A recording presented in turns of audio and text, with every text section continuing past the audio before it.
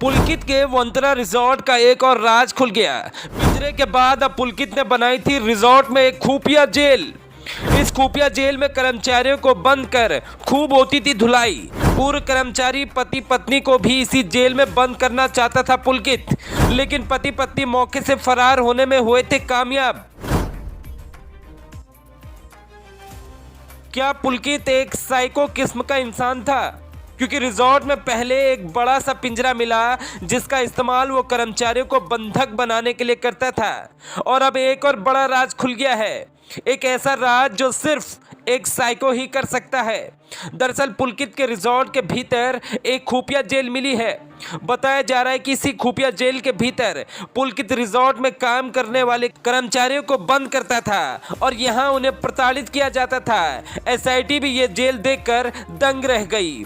पुलकित के रिजॉर्ट में काम करने वाले पति पत्नी इशिता और विवेक भारद्वाज बताते हैं कि पुलकित और उसके दोस्तों की अलग ही दुनिया थी। रिजॉर्ट पर जैसे वो तानाशाह की तरह काम करते थे। यहाँ आने वाले मेहमानों के सामान गायब होते थे तो कर्मचारियों पर इल्जाम लगाया जाता था। इसके बाद कर्मचारियों को सजा दी जाती थी। सजा देने के लिए पुलकित ने एक कमरे को जेल बनाया था। इस कमरे में कर्मचारियों को बंद कर दिया जाता था और उसे यातनाएं तक दी जाती थी। दोनों पति पत्नी कहते हैं कि झूठा चोरी का आरोप कर्मचारियों पर लगाया जाता था ताकि उन्हें रिजॉर्ट के भीतर बनाई गई जेल में बंद कर प्रताड़ना दी जा सके। पुलकित ने दोनों पति पत्नी पर भी एक छोटा स्पीकर चोरी करने का आरोप लगाया था और उन्हें भी इस खुफिया जेल में बंद करने को कहा गया था। लेकिन दोनों पति पत्नी जंगल में बसे इस रिजॉर्ट से किसी तरह भागने में कामयाब रहे।